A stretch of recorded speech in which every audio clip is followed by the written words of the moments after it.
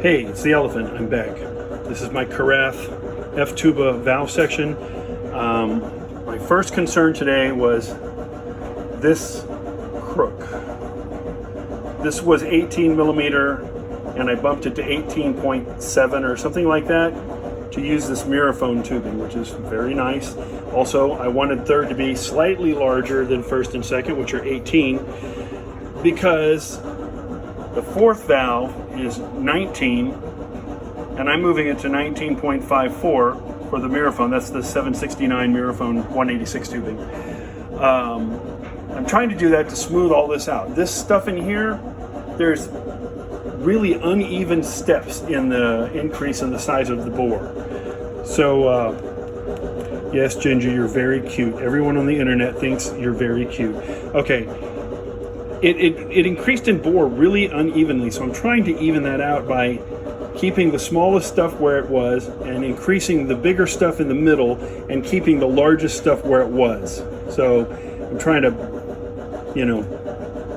I don't know. I'm probably going to screw this up. But so far, I have retubed first and second. These are 18.6 or 7, whatever it is. I don't know what it is. And now fourth is going from 19 to 19.5. And I have a problem with this crook. It's ovalized in the middle. Someone bent it at some point. The end is swollen out really big on this side because it was smaller than this side. I'm not sure why. They both swelled out when I expanded them, but this one's got a really horrible edge on it right there. I don't like that. So I have found a crook. This is 18.78, I think. I think it's 18.78, so 18.8 millimeters. This is 19. This is off my 1931 York sousaphone, and it's in good shape. Took all the silver plate off years ago. I was going to try to use this on the Holton, so I expanded it from 19 to 19.5 to go with the mirrorphone tubing, and then changed my path I was following. So when I wanted to make this fit this smaller mirrorphone tubing, I thought, okay, I can just crunch that down a little bit. It won't be that big of a deal. And it was a real big deal because the ends were already huge. They'd been flared out. So I've got a little bit of dent work. You can see spots that I have to fix. It's an really old beat part, but it's in good shape brass-wise. The thickness is good. Nothing's damaged. I want to increase the width of this crook and make it closer to the size of the slide tubing. That amount is just about where I want it.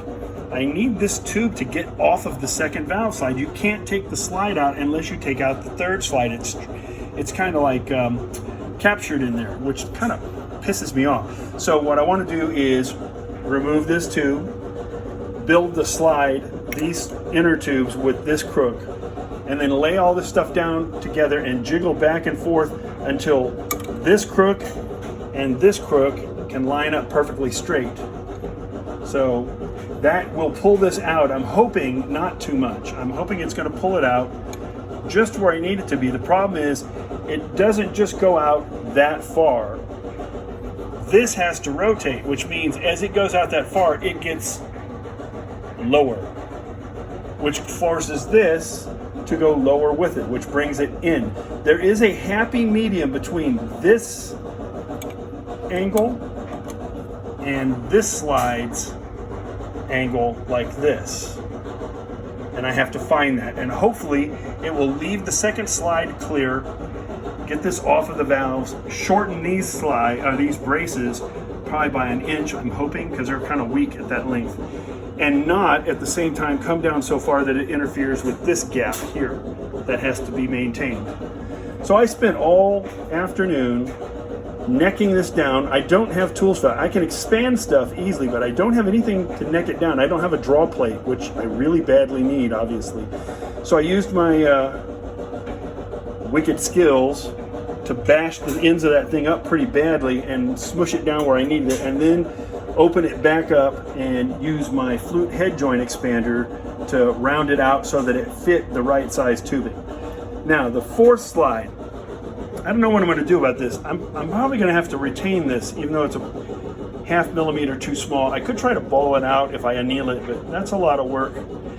The width is where it needs to be so that this right here clears the first slide. Otherwise, the slide has to turn way down flat and it becomes kind of buried down into the top bow. If anything, it needs to come up, and that would require it to be more narrow. So I might switch to a Miraphone 186 crook, which I have here somewhere. My cat is sitting on it or something. I don't know. Ginger, what did you eat the thing? Anyway, the Miraphone 186 crook is the same radius. It's a little different shape, but it's the same radius as this. So this is going to be a direct replacement when I put it on. I have the whole slide ready to go. I just have to build it and add this brace, and then I can just slide it on and add the braces. I was gone for the whole New Year's Eve weekend, and this cat was desperate to see me, and she's been on me all day. It's nice to be loved. Now, this little doohickey here is pretty cool. Double 90-degree knee that allows that to go the way it does, but I'm using slightly larger tubing, so it would really be nice to have a single piece that's the right bore. Et voila. This one goes the opposite direction. It's from a B flat 186 4th slide, and it will, I have to trim it, it's too long. It'll go pretty much, you know, right there. So that a tube, and grab a random tube here, can come out just like that. And then I have this very wide crook that has a flat section in the middle that'll be easy to cut and ferrule, which will go where it needs to go, which is about where this hoop is right now, a little higher, about even with the brace. Excuse me, I've got hiccups. So if I can get that in there, you can see I can line that up so that it drops down to that. And then I will cut it halfway and flip the other end up like that, and that'll go to my top slide. So I'm working on it. It's getting done. Trying to make do with the wrong size parts is a pain. Don't you think so, Ginger? You want to get in the film? All right, there you go. So, I'm not sure if I can use this 19mm hoop for anything. It's the wrong size, and I hate having both slides pointing down here and here. It just makes it awkward. So anyway, I got all that research, measuring, and then tons of work to this crook done today, but nothing really interesting to show. Sorry. The other thing I discovered is the 5th valve lever is too short for me. It pulls my fingers, the knuckles, onto weird places on the finger buttons, and it's uncomfortable. So I need the lever to extend to right where this ring is. That would be perfect. And then I'm gonna have to find a way to mount this guy out here a little ways and down some. So I haven't figured that out yet. I may go back to the original thumb ring, which would put it there. So that's got to be remade. I'm not happy with it anyway. It's a little flexy. And I still haven't put this bridge in here because I'm not finished with this. I don't know where it's going to be. So that's the next round of stuff, is to build my 2 4th slides that are essentially the same as the ones on the horn, except that they both have this width crook, Miraphone. This one is a little wider, so it's not going to be the same. But that's about as good as it's going to get. So that's what I'm hoping to do.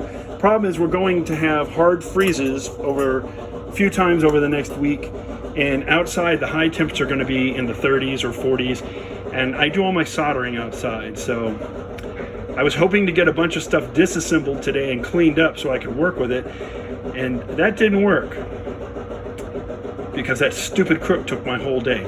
So I'm going to be doing this as I can. I have some quintet stuff coming up soon, and I guess that means that I'm not going to be doing much of anything on this horn until after Friday, and then I can tear it apart because I have another complete week. So we'll see. And the weather's supposed to be like in the 70s that week. Anyway, that's where this is right now on New Year's Day. And say goodnight, Ginger. Come on, you want to get in the camera? Look at there you go, good girl. Bye, y'all.